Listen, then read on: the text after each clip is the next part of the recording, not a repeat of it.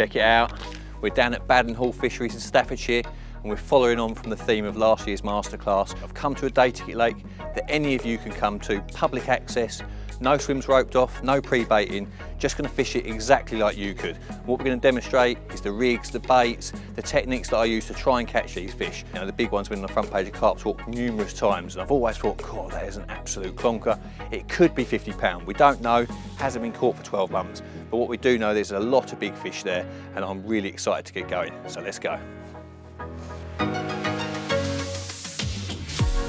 First things first, when looking at a lake, particularly this sort of lake, is I'm looking for what are the popular swims, you know, so I don't know anything. I go to the shop and I ask a few questions. Generally people want to be around the middle of the lake, so I'm looking for those swims, what water they command, and yeah, just trying to pick up any relevant info. First thoughts when looking at this lake, you know, obviously it's fairly open and it's not really got too much in the way of big trees or holding areas around the edges. So immediately I'm thinking angling pressure all around the pond.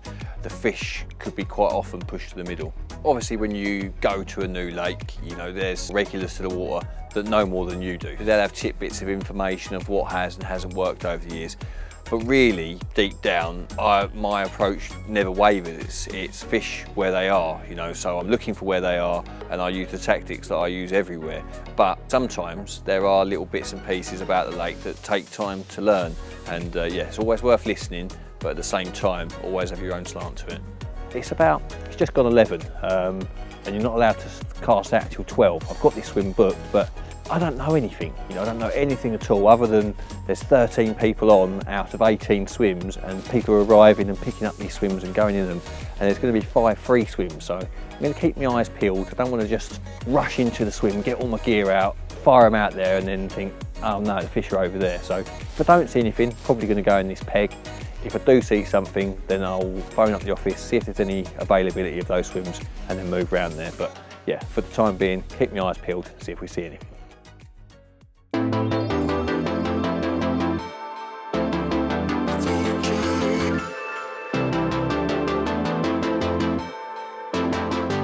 Well, we are still in peg 11. I haven't seen anything. I've been looking. What's really happened is loads of people have turned up. And to be honest, even if I do see something, there's very little option to move. So with that in mind, and bearing in mind this swim has done some fish recently, peg 11, I've seen a lot of casting going on. You know, there's a lot of people turned up today, a lot of leading around, a bit of spomming, you know, a lot of bait going in.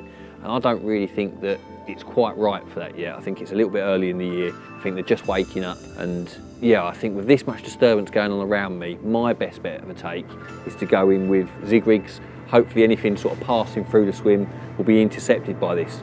I've gone in with a 2-footer. The depth roughly out there is around 5 foot, the distance that I'm going to be fishing. I'm going to talk you a little bit from top to bottom. Obviously got my 15-pound main line, that's carp line. I've got an anti-tangle tail rubber on there with just a tiny piece of tubing coming out the back. I've got a hybrid leg clip which I've cut the ring swivel off, and that just allows me to get the anti-tangle sleeve just over the end of the swivel. That prevents the tangles.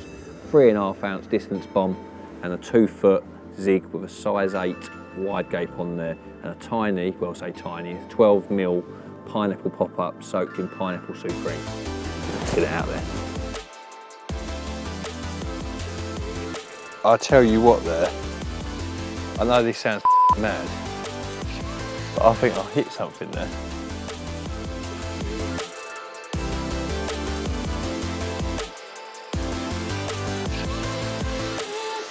It's the end of the first day already, and to be honest, it's been, I don't know, it's just gone by enough in a blink of an eye. By the time we've done all the bits and pieces and then got the rods out, it just, yeah, it's still spring, so it's getting dark quite early. I think it got dark about 8 o'clock.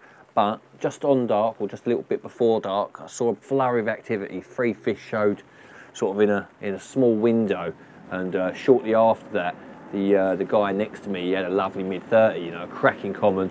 Went and done the pictures for him, lovely fish. Having seen nothing when I originally set up, to then have them show near me, and then the guy in the next peg catch one, I don't feel like I'm too far wrong. And on your first night on a new venue, you can't grumble at that. So I don't know how confident to be for tonight. You know, I've got my zigs out there. You know, I've caught loads of fish on zigs at night, but at the same time, I always feel a bit more confident with a bit of bait out there. But this is the time of year for zigs. He's caught one on zigs. I've got them out there. I've caught them before in the dark, so fingers crossed they're going to pull one out of the bag tonight. If nothing does materialise, I will be up at the crack of dawn, going to be scanning the water, looking for any signs, because there should be a turnaround of people tomorrow morning, and there might be the opportunity to move swim, or this might be a good peg. At the moment, the fish that I've seen are very close to where I've got my zigs positioned, so yeah, fingers crossed we're going to get something.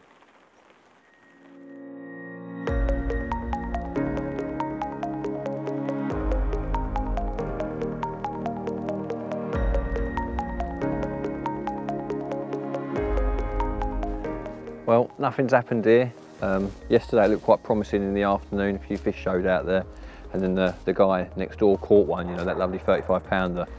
But overnight nothing's happened, and this morning I was up really early looking for fish, and they appeared to have sort of moved away from me rather than getting close. They seem to have gone further out, and where I'm casting, where those fish were, is really, really shallow, and in these conditions I feel like a little bit deeper water would be better. There's a swim opposite, swim number 5, has just come free. I phoned the office, so I've exchanged my swim for that swim. I've got to go and pick the key up, so I'm going to quickly pack up, get round there, get in the deeper water, and hopefully it'll be a good move. Round in swim 11, it feels like it's just out of that central zone. The fish were there on the extremities of the swim, as far left as you'd want to cast, and they seem to have pushed left from there. And the closest that I can get to those fish is to come opposite and cast further out into the middle.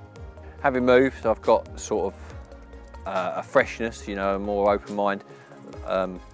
This swim is more central, and I feel it's got more scope. You know, I felt more hemmed in. I've got people around me here, but I felt really sort of on the extremities of the middle zone, and also I felt like, I don't know, I didn't have very much water. In this swim, I feel like I've got more scope, more water.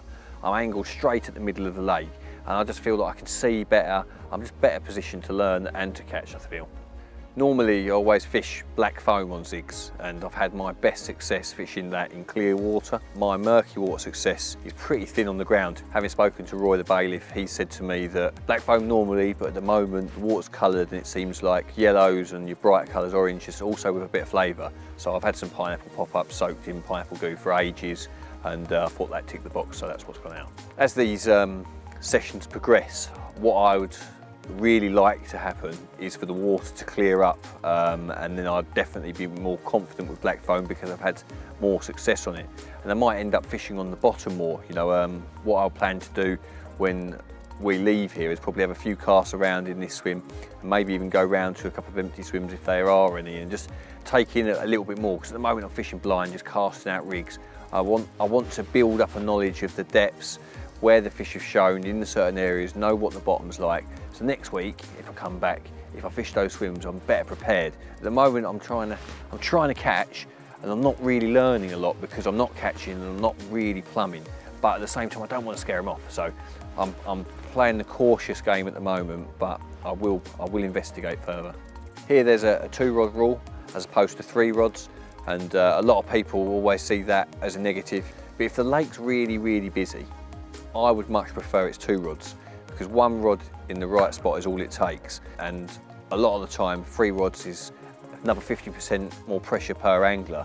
And angling pressure, in my opinion, is the single most biggest factor in the carp's behaviour. You know, they don't want to be caught. They know what angling pressure is. So by having less pressure on the water, I feel that the fish behave more naturally and the opportunities will arise. And like I said, 1 rod in the right place is all you need.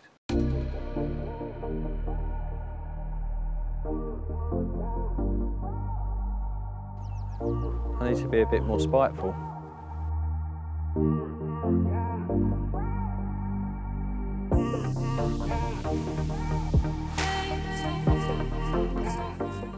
Usually you can cast out zigs and be pretty confident they're presented, but the first couple of casts didn't quite hit the clip very well, and the last one hit the clip too hard, and you get a little bit paranoid with zigs. Probably not tangled, but I'm going to be sitting behind it for a few hours.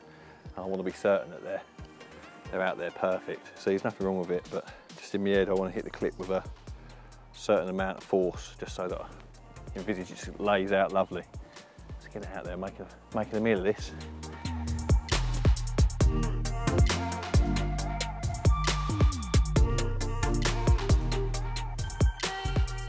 put out 2.5 foot zigs, both with yellow pop-ups, out 104 yards. The thinking behind that is the fish that I saw were this way from that swim, and using that distance pinner wrap, sort of drawing dots from one side of the lake to the other.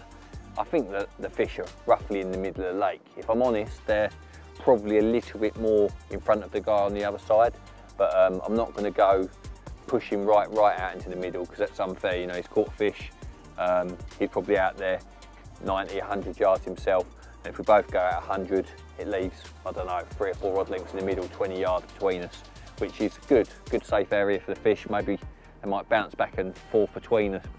I've seen it so many times on busy lakes, day tickets, syndicates, any type of water, when you've got lots of angling pressure, quite often, especially this time of year, the central body of the lake, the widest point, where they can be sort of pushed out to, can be a good place to start. And that's what has been displayed. The fish have been in the middle of the lake, in the widest point. The weather's not really warm. I wouldn't imagine them to be really following the wind and getting right in the edges. So I can just picture a big pod of carp. There's supposed to be a couple of 100 fish in here.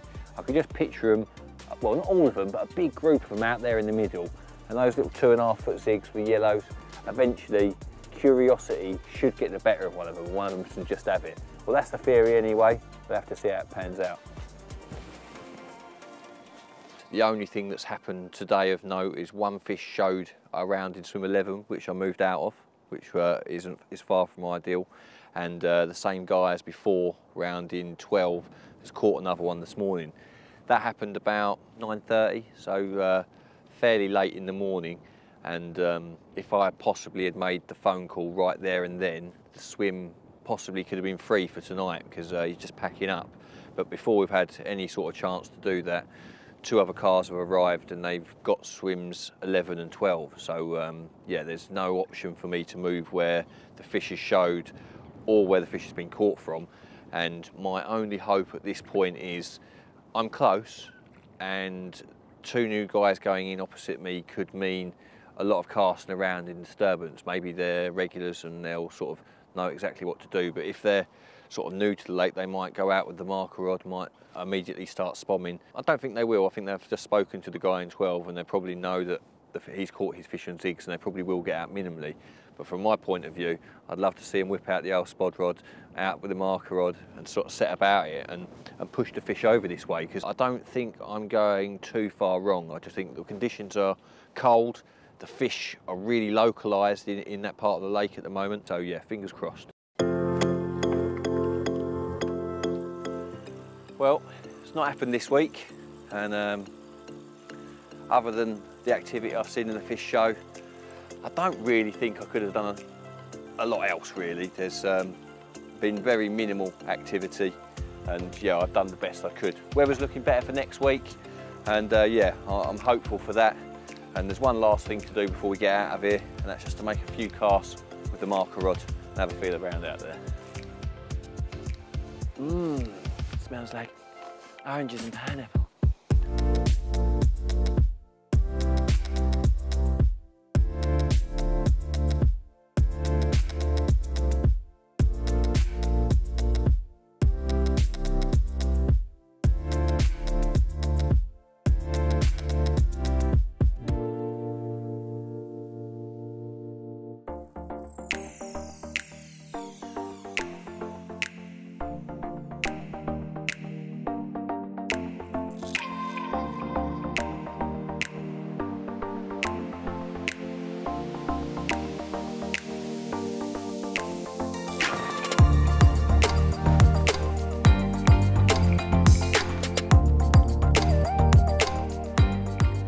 Well, we are back, and you might have noticed that we're in swim 5 again. So the plumbing we done last week has paid off really. So I know how deep it is out there, and I know how deep I want to fish my zigs. Obviously, I was very keen to get in pegs 11 and 12. I got down really early, and unfortunately, after speaking to him in the office, the swims are taken for the next couple of days. So 5 seemed like the next best bet. And after speaking to the guy that was in this swim, he said he'd seen fish out here slightly to the right of where we've seen them last week, and it sounds like they're a little bit more over this way. So I'm really happy about it. It's a good swim, central, much better weather this week. So fingers crossed we're going to get amongst them.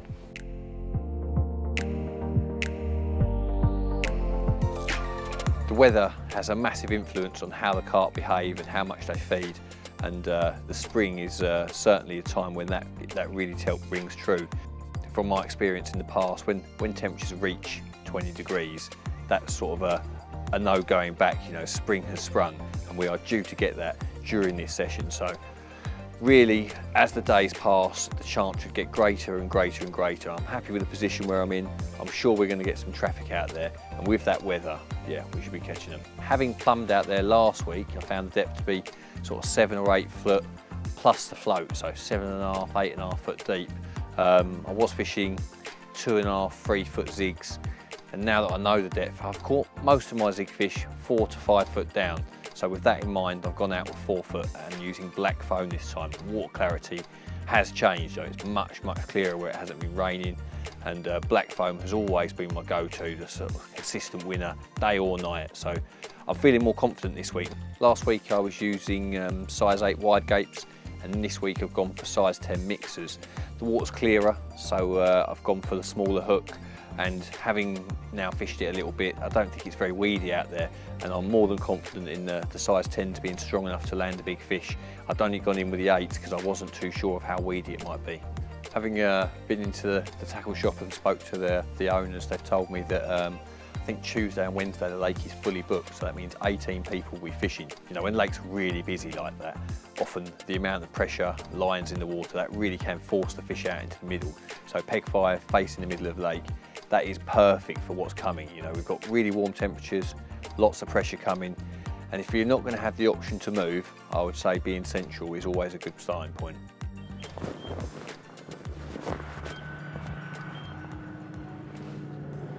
Let's take. Well, we're in, first day on the second trip, and immediately when I picked into it, I tried to get it back, because when you're fishing with zig rigs, it's very easy to wipe out the other rod as the fish kites through the swim, and that's exactly what happened. It's wiped out that left-hand rod, and obviously I'm fishing with fine hook link, small hook, so I'm hoping it's come off because that's all gone slack, but either way it's a good start. Got a little tree down here in the edge, which I'm a little bit concerned about. In fact, I'm just going to check that out before it comes too close. Yeah, it doesn't appear to go out too far, but I'm going to try and steer it away. No, don't come in here. Oh, you are joking. You are absolutely joking. It's done it. It's in the tree. Now, drop off out there. Here we go, here we go. Do you want to chuck it over my shoulder this side, if you could? Cheers, Roy. There you are, look at that. Swap into the net. How's about that? What an absolute nightmare, but we've got him. Looks like a 20-pounder. I'll chuck you that. What a palaver that was, you know, to get a take straight away on the second session and then to have it get straight into that tree.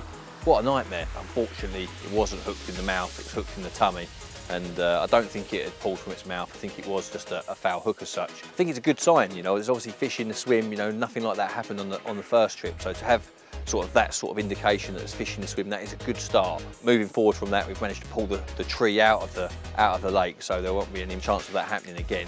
But yeah, I think the zigs are the way forward at the moment, and I'm really looking forward to how this session's going to pan out. I won't be adjusting the length of my zig after that foul hooking. I don't think that it was necessarily too high. I think it probably was a result of a fish ejecting the bait and then spooking through it and ended up hooking itself in the tummy. If it happened again, then I would question it, but at the moment I'm pretty confident that it's at the right depth.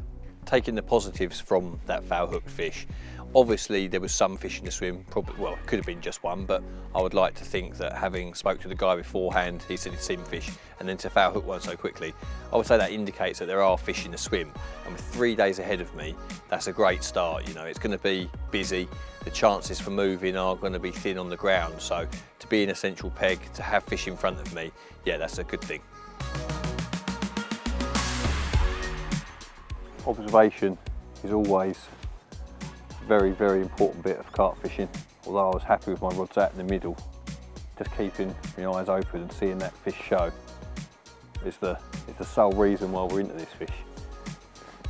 see something, make a reaction, and often change of fortune follows.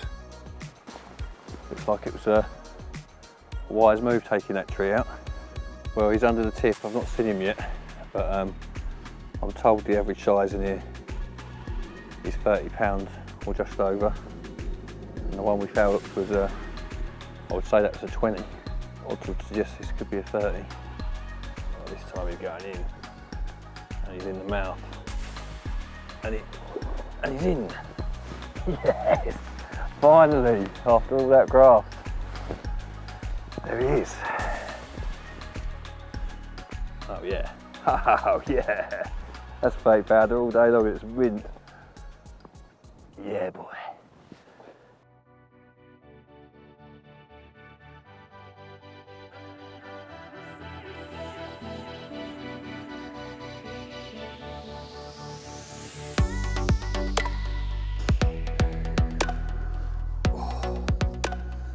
Well, how's about that as a way to open the account on Baden Hall?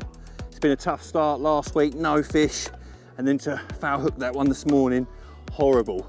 But this is what you can catch at Baden Hall. 38 pounds of pristine common carp, taken on the zig rig, black foam, 4 foot off the bottom, cast to a showing fish. Just a little bit of that squid goo, the squid supreme, soaked into it. All too much for this one. I am absolutely buzzing with him. What a fish, absolutely mint. Funny old game is carp fishing. You know, this morning I woke up at 4 o'clock to drive down here to make sure that I was the first one into the tackle shop today to find out what swims were available, where I was going to be fishing for the next 3 days. Obviously I wanted swims on the far bank, you know, they're the ones that produced last week, and to find that they were taken, you know, felt like a massive anticlimax to get here, make the effort, and then to come round into swim 5, be told there was fish here, then to foul hook one, you start to question everything, you know, it's like everything that could go wrong was going wrong. But that's carp fishing, and it can change in the slightest moment, you know, one sighting, one reaction, and then it leads to a capture. Sometimes it only takes one show and then you catch a fish like that, you know, 38 pound common. It was absolutely mint, a lovely, lovely fish. And whether I catch another fish throughout this session, it doesn't really matter. I was fairly convinced that my tactics were correct, you know. I've seen it many, many times in spring. People think that the fish are really eating loads of bait and really feeding. The truth be known, they're generally not. They are moving more because the water's warming up, they're higher in the water. And my style of fishing at this time of year is to react to what I see and try and keep the disturbance down, you know, by casting, leading around, all of that sort of stuff that scares the fish out of the swim. You know, I'm around here, not on my own, but there's more people over the other side. There's been quite a bit of casting going on. And my tactics from now on will be the same, you know, look, see, and adjust the position of my zig rigs as and where I see the fish. You know, look, basically fly fishing for carp. Obviously I'm not drawing it back and stuff, but that is what I'm doing. The black foam is a lure, and I'm just trying to put it in front of them. Black foam in the dark. If you doubt it, you won't anymore. Well, for all of you that might have been in doubt about the effectiveness of black foam in the dark, it is absolutely pitch black, as you can probably see, and I've just had an absolute screamer.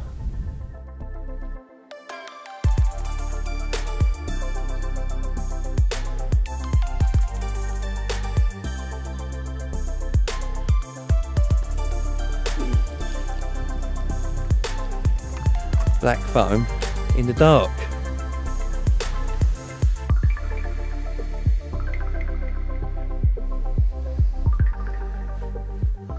Well, if any of you were doubting black foam at night, here is proof in the pudding that it works. Certainly fish out there, heard a few showing in the darkness, and yeah, it's looking good for another one.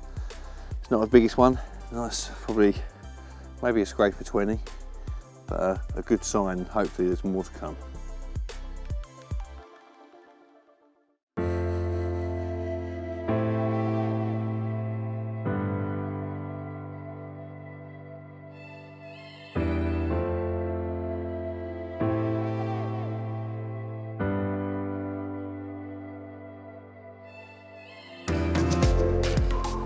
So you can probably see that I've moved last night after that fish. I was hearing them out in the dark, and I was catching those two fish, cane casting to the left, and then in front of a swim called swim 6. I had no choice really, it's a full house tonight, so I moved in the dark and cast out in the dark, and I've seen a couple of fish this morning. They were out here, they were really showing well. Roy the bailiff, he's had 2 as well, so all in all, this weather, this wind seems to have really turned them on. They seem to be, I don't know, just activated by it. You know, it's been quiet until now. Last week, relatively quiet. This week, totally different ball game. We've only been here 24 hours and I've seen loads, I've caught a couple, and I'm feeling really good for the remainder of this session. Well, a bit of a dilemma.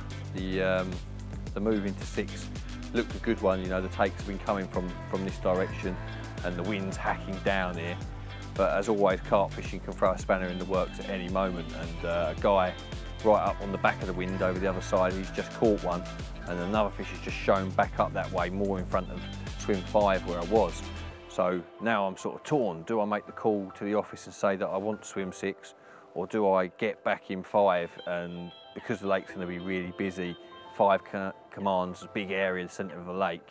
I'm really torn. It's just gone 8.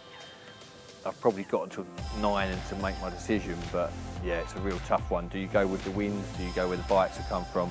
Or do you go with what you've just seen, and that's a bite coming from the back of the wind and a show up there? So possibly the takes that I've had, the takes that Roy has had, maybe they have forced the fish away. Really, if I don't see anything in front of peg 6 in the next hour, I'm going to be really probably thinking about moving back to 5. Okay, perfect. Thank you very much. Cheers, mate. Thank you. Bye.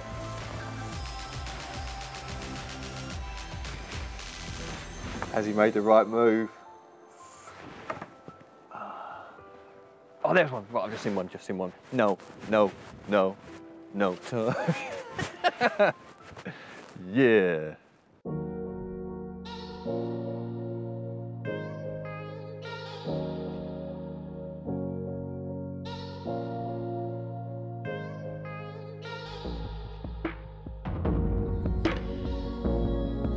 One of the most common questions I get asked about zig rig fishing is how to set the line, you know, whether it be tight line, slack line. And in all honesty, you know, mine are sat there super, super tight. But the real reason for them being that tight is it's been really windy today. Any slack that I pay out just ends up increasing the bow in the line. So I'm not actually sinking the line, not getting it any lower in the water by slacking it off. It just creates a bigger bow. So in this situation today, a bowstring tight line, I'm anticipating the fish are off the bottom because we've been catching on zigs. So tight lines underneath them shouldn't really matter. But if I wasn't sure they're off the bottom and there was the sort of option to slacken the line off a bit, then yeah, I probably would, you know. Anything that sort of helps with the sort of being discreet and keeping the line out of the way can only be a good thing. So tight lines on a windy day, or if you're fishing at long range. But if you're fishing short range and it isn't too windy, then you can get your lines down a bit, then yeah, I always do that. Another thing some of you might be wondering is, why have I got my rod tips down like that, submerged under the water? And the simple answer to that is because of the swans. You know, at night they've been an absolute menace coming through, and if I had the rod tips up, they sort of run the risk of getting tangled in the line, dragging it back and pulling you out of position. So hopefully with the rod tips down, I won't get disturbed tonight, and if I do, it should be Mr. Carp.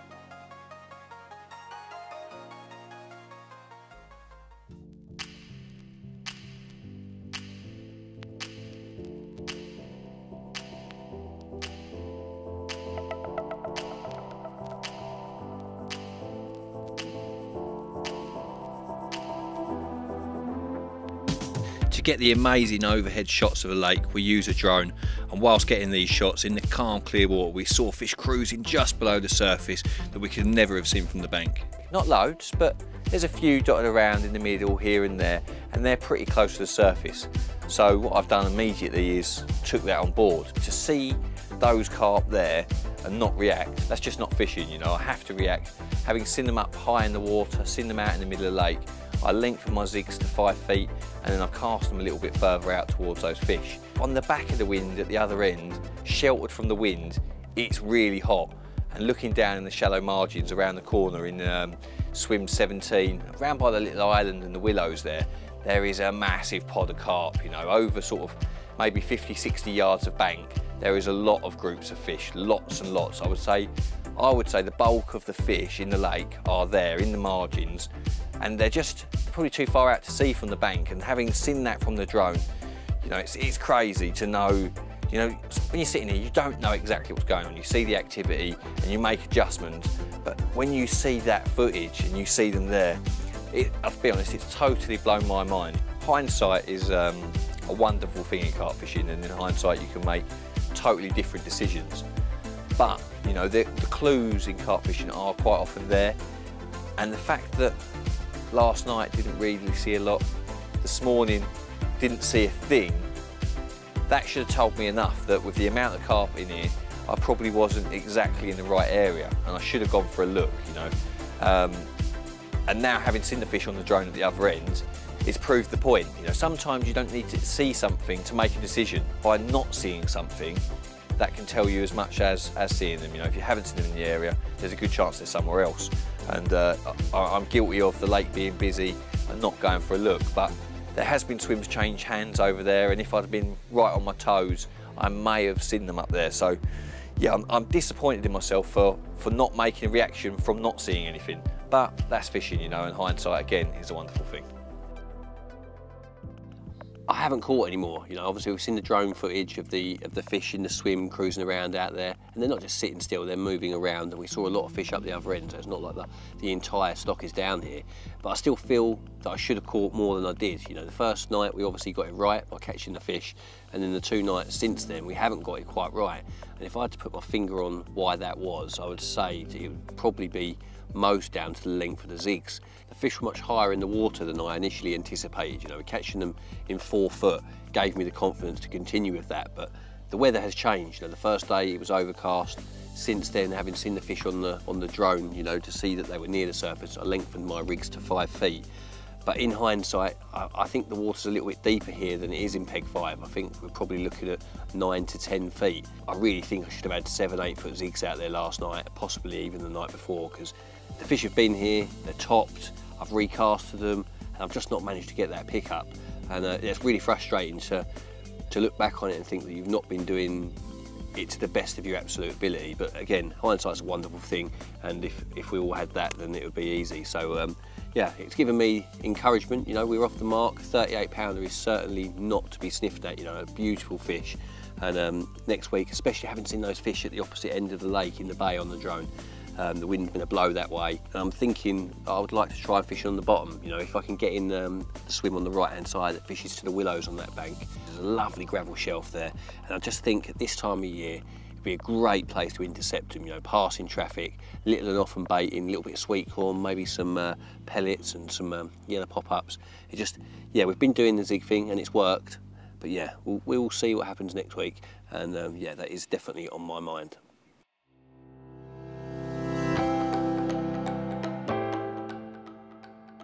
Because last week we could see the fish, they were getting close to the margins in the shallow water, and we all know big fish, they eat bait. So my idea was to come to this swim, put a little bit of bait out and hope that they come. You know, the wind is due to push this way. It's not quite as warm as last week, and if I'm honest, the majority of the fish I've seen showing have been down the other end. But lots of fresh anglers, lots of casting going to take place today.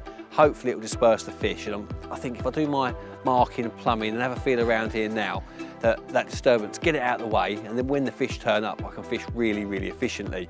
There has been a match on this week, and what that means is loads of people on the lake, loads of bait going in, and the swim that I've taken has done fish, but also there is quite a bit of bait left on the bottom, so that's going to influence my tactics. I probably won't use that much bait to start with, probably going with a bag and maybe a little handful of corn or crushed boilies over the top. But yeah, going to go minimal tactics to start with, get the plumbing done, get the rods out, and then when this wind picks up, hopefully the fish will come.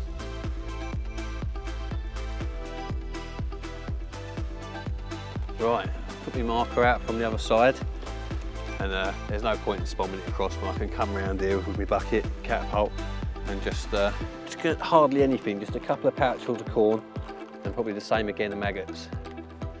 Let's do that quickly. One of them. Oh, not bad.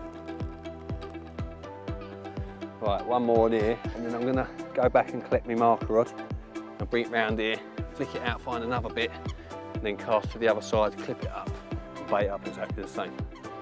So tactics for this session, I've gone in with a spinner rig.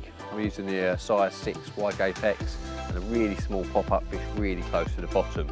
Now I'm feeding sweet corn, hopefully they'll be looking for the yellow, and then that little yellow pop-up just stands out enough, hopefully enough to draw the attention and get that pick up. You might have noticed that I went for really big leads. I've gone for 4 ounces, and the reason for that is the fish aren't here at the moment. I want to cast out really accurately, feel the drops really well, and also if the fish pick them up, you know, they're going to be in a whole world of trouble. Sharpened size 6 and a 4 ouncer on the end, yeah, that's going to set the hook really, really well. So yeah, I've gone in with heavy lead to start with. If the fish turn up and then I recast, I may change that, you know, especially if the wind drops off. I've got various sizes of leads in my box. So, but for now, spinner rigs, yellow pop-ups, big heavy leads. Let's just hope they turn up. Right, spring hook bait prep. I've got 2 different types of baits here. One's pop-ups, these are the IBs, and I've got them in 12 and 14 mil, and they're obviously pop-ups. And I've got some wafters, and they are the peppered peach that I use. I use them on the bottom when I'm fishing over sweet corn and particle mixes, and these more as sort of single hook baits to cast at showing fish. Infusers, you've probably all seen these. I'm using the smaller ones, and what I'm doing is I'm taking out the insert, and that means I can get more baits inside. Ugh, I can't get it out. That's it. Pop that out like that. I get more baits inside. I can carry more different pop-ups with me, but not taking up too much room in my bag. You know, it's so easy to carry stupid amounts of pop-ups and fill up your whole bag with them. But yeah, these little shallow pots hold more than enough, and they don't take up too much room either. So I'm going to do the pop-ups first. I don't want to go absolutely to the top, because if you do that, they don't shake very well. So I'd say that's enough, sort of half fill the tub. And I'm going to go in with the Pineapple Supreme first. One of the first goos that we brought out, absolute classic. Not go too mad, just a little bit. And then the same again of the new Orange Supreme. This one's only just come out, hence why I've still got the sample bottle. I'll do that. Put the lid on.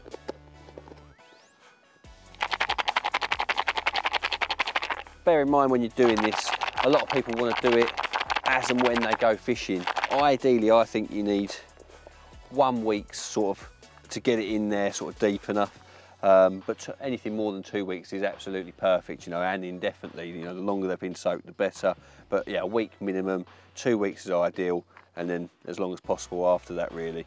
But yeah, that's enough. A lot of people, they go absolutely mad with it, and they have the bottom of the tub like swimming in goo. And what happens is the pop-ups at the bottom obviously suck up too much goo, and then they're all different amounts of goo in each pop-up. So just glass them, and if they need a little refresh after 3 or 4 days or a week or so, you can put a little bit more in. But I like to do it like that, little and often. And quite often when I'm fishing, they're actually dry to touch, you know, so you're not getting it all over your fingers. These are like really pale initially, you know, you see they're almost white, but they'll go that nice egg yolk yellow when we put those 2 goos on. I might get the whole tub of these in there. Yeah, just about. Again, the old Pineapple Supreme.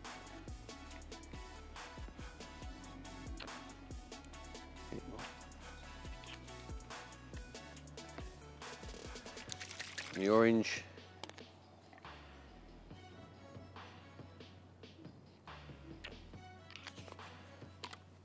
Remember, you can always put more in, but I always edge on the side of caution.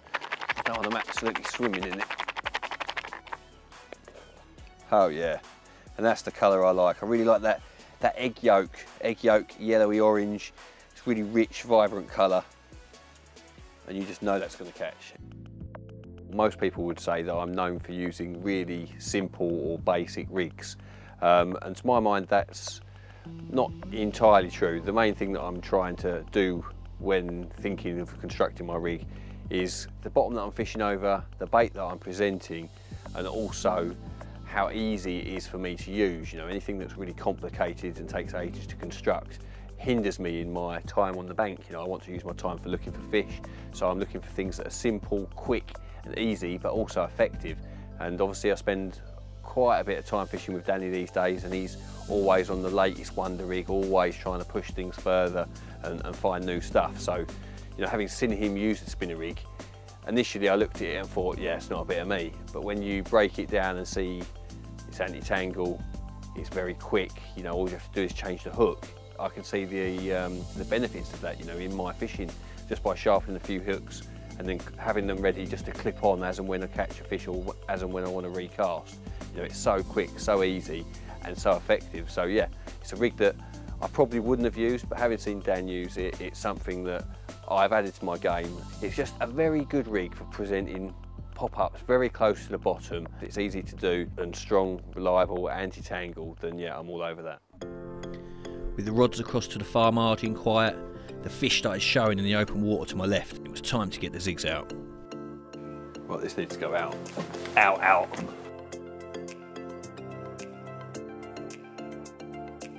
Well, it appears that setting up away from them has actually worked for once. The wind's pushing down here, and it looked grim all day. I was pretty disappointed to get my rods out, but they've just suddenly just started showing, and it's not just one, it's absolutely loads of them, one after the other after the other. It appears like they're taking stuff, like I would say that they're on some sort of hatch. It's really sort of subtle shows, rather than leaping out in excitement. It's more like they're breaching the surface as they're chasing after stuff. And I've just cast a zig rig right in amongst them, 5 foot. I don't know how deep it is out there, but I'd hazard a guess it's 8 foot, something like that. And yeah, if this is at the right depth, then there's a very, very good chance of a bite, I'd say.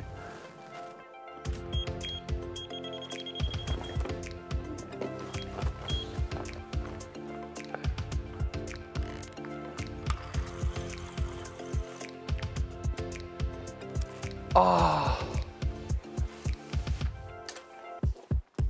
you are joking me.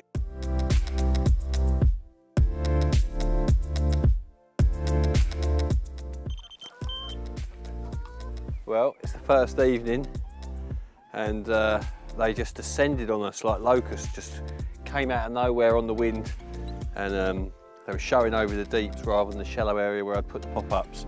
So I changed the tactics. Both rods have gone out on zigs, and not long after I put a 4-footer out. The first one was a 5. I put a 4-footer out afterwards. It's gone almost straight away. The fish we've been seeing showing, that, if I'm honest, they all look small, which is odd considering the ones we saw on the drone, they all look huge, especially the ones in the middle of the lake. Got a feeling we're on a pack of the small ones, but oh god. Better concentrate here.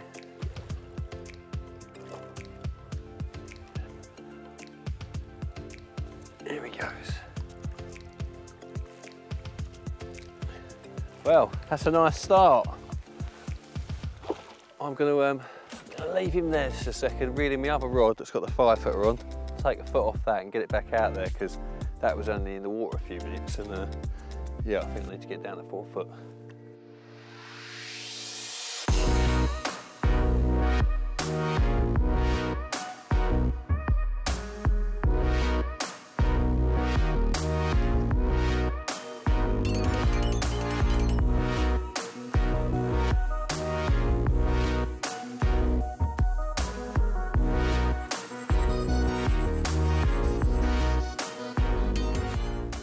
Right, well that's one back out there. I'm going to get the other one straight back out there as well. It's really important, you know. I don't know how many times during this session I'm going to be on the fish, and you need to maximise the moments when they're in your swim, when they're topping, you need your rigs in amongst them.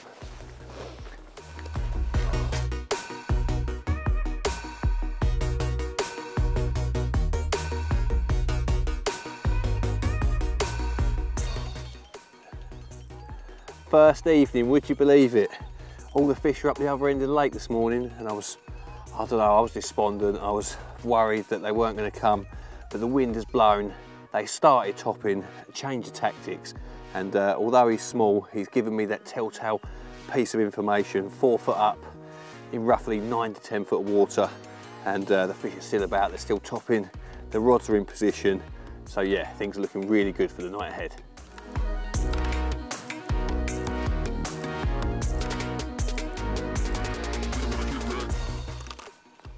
go. Bosh. Got him. Well, he's only a tiny one, but there's loads of big fish in here. I'm going to have to get the rod back out there as soon as possible and just hope there's some bigger ones amongst these smaller fish. Mate, they're lunking out there. Right, okay, right. Well, here's the second one. The proof getting the rod back out there was very important, and I don't want to mess around with him too much. Literally, just as I'm picking him up, they're still showing out there. I'm the only one at this end of the lake, and it looks really good for the night ahead. There you go. Right, I'm going to talk you through my zig rig and the components used for it. First of all, I've got my 15-pound main line. Obviously, I'm fishing up to sort of 100 yards, and it's a general purpose line I use for just general fishing. You know, it casts well, it's strong, it's reliable, it sinks well, it's supple, it just ticks all the boxes for me. Moving down, I've got a tail rubber, but rather than just have that just onto the back of the leg clip, I've got a tiny piece of dark matter tubing. It could be normal rig tubing, it doesn't really matter, but I just think it helps to prevent that sort of catching point on the hook link. So just it's probably 10 mil in length, half of it's pushed into the tail rubber, half of it coming out the back, and that's then the main line's directly tied to the hybrid leg clip with a 4-turn grinner, and that tail rubber just pops on there. You want to try and get it on there as gently as possible, and as you see, I'm using a big lead, that's a 4-ouncer there, and that should help for the lead to come off and make the playing the fish that much easier. You'll notice that on the hybrid leg clip, I've taken the ring swivel off and tied my hook link directly to the main swivel, and then the anti-tangle sleeve just pops on there, and that just keeps it away during flight. You know, with these two parts, they're working together, and that will stop any form of tangle. You know, most people aren't using zig rigs because they're paranoid of tangles and they just can't quite get their head around it. Trust me, if you use it like this and that you feather, hit your clip on your cast, you should get good separation. And so far, over the 3 trips, I've not had a single tangle. The hook link, a lot of people use different stuff. I like to use 8-pound carp line. It comes in 1,000-metre spools. It's a really, really cheap and effective way to do it. There are specific zig lines available that are probably slightly less stretchy, but I really like this. It's really cheap, I like the green tint as well, and yeah, I've caught a lot of fish using it, so I'm just confident in it, and confidence is one of the biggest things you can have in carp fishing. Moving down to the important bit as such, the hooking section, and again, it couldn't really be much simpler. I've got a size 10 mixer hook, and that's knotless knotted use. It's a size 10, and I'm using 11 turns of the 8-pound, and that just brings the hair to exit just lower than the point, and I've got a really short hair to the black foam there, and that basically, that silicone that you see on the eye, the sole purpose of that is to not close the gape up. A lot of the time when you tie a knotless knot with mono, especially with a hook with a downturned eye, the line comes out of a sort of a funny angle. This tiny piece of silicone traps the line to the eye and keeps it all neat and tidy. And I try to just kink the hair over the back of the knot, and then I just push that tiny bit of silicone down like that. And if you see, that just looks really neat and tidy, and it does actually catch in the palm as well. So a really simple, very basic but effective zig rig has caught me a lot of carp from a lot of places.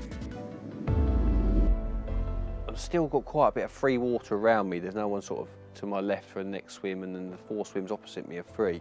So I'm hoping that the fish is still about. At 4 o'clock in the afternoon has been a really good time. For some reason, they just sort of come alive from that part on into the evening and into dark. So I spent the down hours sharpening hooks, getting a few rigs tied.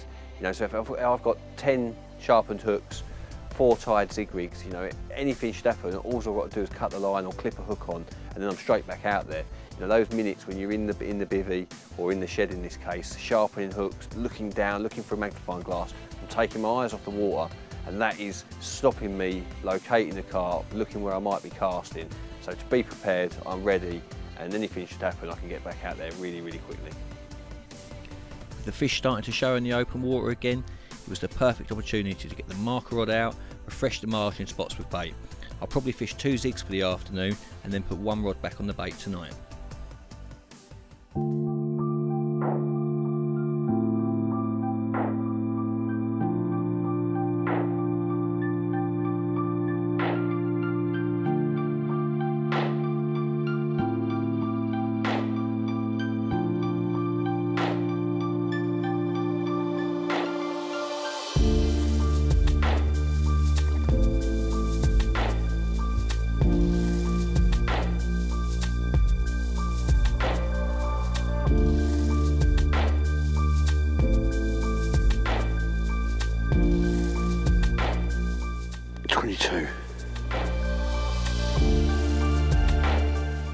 Well, here he is, the first victim to the spinner rig.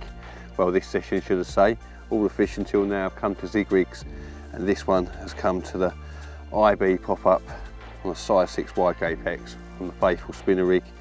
And I think it just goes to show that spring is really underway now. They're not just up in the water trying to warm up, they're getting up and down through the depths, and they're eating, you know, they're hungry.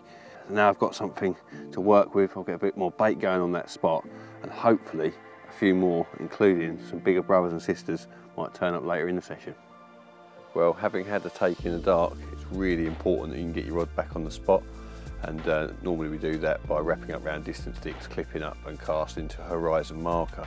But on a night like tonight, it's very dark, and my horizon marker is non-existent. Literally just looking out there, I can't see a thing. And especially when I'm fishing to islands, I like to have a really powerful head torch. I know it's not very carpy and it may spook the fish, but I'm also casting across there with a big heavy lead. So to put the torch on, light up the tree, I was able to see the lead land perfectly, exactly where it needed to be. And then when you couple that with the clip and then feeling it down to the bottom, I'm 100% certain it's exactly where it needs to be.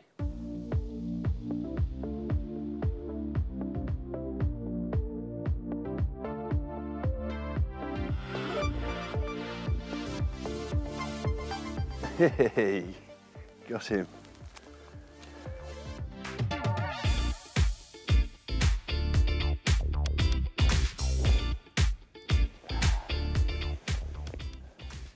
Well, here he is, the second fish of the second night, and they're getting bigger. This one just under 30 pounds, 29, and taking on the IB pop-up and the spinner rig combo again. And the fish are feeding, and the fish are getting bigger, so you never know what could turn up next. I think this is a male, and I think we are on a gang of males in this part of the lake, but fishing is so unpredictable. Any moment, you never know what the next one could be. And keep pressing that reset button, keep catching, and hopefully that big one will come.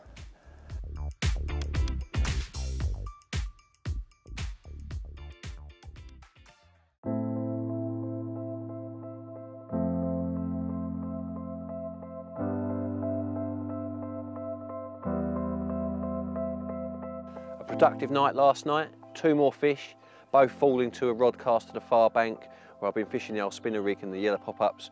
You know, that IB pop-up over the maggots and the corn has proved to be very effective. You know, it seems like a bit of a traffic point there. You know, they can just cruise around that shallow water and then move in and out of the bay. And the thing that I am thinking about that, I've had 4 fish from this area now, and all of them have been males and all of them have been small. And I just get the feeling that the males are just here waiting for the warmer weather and waiting for spawning. You know, it's very due. You know, as soon as we get some good weather, they could literally be going at it. And having looked at that drone footage from last week, all of the fish that we saw in the middle, they all look like 30 pounders. They all look really wide, they look big. And my thinking for this final night is I need to move. I think I could probably catch fish here. There's still the odd one around, but I think there's a lot of the bigger ones out in the middle. And I think swim 5's coming free today, and I'm going to try and get in there, put my rods out in the middle on zig rigs, and just hope, you know, on the final night we can pull that day ticket monster out of the bag. Predominantly for my general carp fishing, big carp fishing, I'm using carp line, and the reason for that is I just find it so reliable, and it ticks all of the boxes for me. Some people have said to me in the past that it can be a bit wiry, and I find that when I first arrive at the lake and I take it out of my rod bag, it is quite wiry where it's dried out from in between sessions. But as soon as that's gone in the lake and it's been in the water for 10 minutes, if you were then to recast, you'll have noticed that it's totally transformed. It's absorbed a little bit of water, it goes ultra limp, it sinks amazingly. It's not overly stretchy, so it's good for feeding the lead down. And yeah, it's tough, you know, really tough. Last night I had a fish kite around the back of an island. The line was grating and grating. No problem, 15-pound carp line, 0.40. It just came through. Yes, it was frayed and I had to strip a little bit off, but that toughness, that durability, that landed me that fish, no doubt about it. You know, if I was using a thinner line, a less durable line, that could could have broken, I could have left a rig in a fish and not even known what I was attached to. So your carp line, bulletproof, strong, reliable, sinks well, and it's the cheapest line we do. So don't think just because it's cheap it's not up there with the top lines, because it really, really is. We're in swim 5 and I'm in no rush to cast out immediately. I think the fish are out here, exactly where I'm not sure. Obviously I've been looking at the lake from peg 1, so this swim's mine, you know, I've got it reserved. I've paid for my 24 hours near as such, and I want to make sure that when I make my cast on each of my rods that it's correct and I don't have to adjust it. So I'm hoping to see fish. I'm going to hang it out. Activity's been in the afternoon, sort of anywhere from 3, 4 and getting a little bit later into the evening. So I've got spare rigs all tied, I'm all ready to roll. I just want to see those fish show so I know exactly where to cast, and then fingers crossed we should be getting them. And in no time at all the fish started to show opposite towards peg 12. I cast both my rods in this zone, and at that point I was really confident, you know, fish out there jumping, rigs in amongst them, surely it was only a matter of time. Unfortunately this was all to no avail, and the following morning the rods had remained quiet. So what have I learned from these 3 sessions? The thing that really sort of sticks in my mind is the behaviour of the fish at the times of day. You know, usually I would always say first light is the best time to see carp showing, and often the best time to catch fish. Whereas here, that hasn't been the case from what I've seen. The activity has been from 4 o'clock in the evening into dark. As that time sort of, it seems everyone comes on at 12, makes their cast, makes a bit of disturbance, the fish move into an area where they're comfortable, and then they go about their business. I'm not sure if that's sort of coupled with hatches, because the second and the third session, when there has been sort of swifts and swallows diving on the lake, then the activity is picked up with that. And also when we've had a bigger wind come onto the water, that seems to have stirred the fish into activity. Yeah, I would definitely say the thing that I would take on board if I was coming back for, say, the following week, would be to really be looking in the afternoons and sort of trying to catch them at that time, because that is when the activity has been. Hindsight is a wonderful thing in carp fishing, and I've far from got it right every single day and every single session. You know, there's certainly times, especially in the second session, where I think if I'd had higher zigs on the second and third night, I would have caught fish. And if I'd have stayed put a couple of times, I think I've made moves that might have cost me fish. But all in all, you have to fish to what you see and make decisions to the best of your ability with the information you have at the time. If you keep making decisions, eventually they'll come right. But yeah, there's certainly been times when I moved out of 11 round into 5 on the first session, I think there was potential that I could have caught out of 11 that week. And I also think if I'd have stayed put last night, when the wind swung round in the night and the fish really sort of came on strong down at the far end, the guy in the furthest bay, he caught one, and I think fish would have passed over my pop-ups from that bait that I had on the far bank. So yeah, there's been mistakes, but that's fishing. You have to live with that. Having caught a 38-pound common, you know, that is not to be sniffed at. That was an immaculate fish, one of the bigger fish in the lake, and yeah, I was really, really pleased to catch that on my second session. There was a beautiful carp, a big fish for the north, and yeah, I'm really, really pleased with that. If I was to give anybody advice when sort of tackling this type of venue, you know, a busy, big fish day to get water, it would be to concentrate on that. So if you can string a few sessions together, you can really learn, you know, that is the key. It's information, you know, using your eyes, listening to what the lake's telling you, what other anglers are telling you, what yourself is telling you, you know. If you can piece together the piece of information, every trip you're just that much closer to catching that fish of your dreams.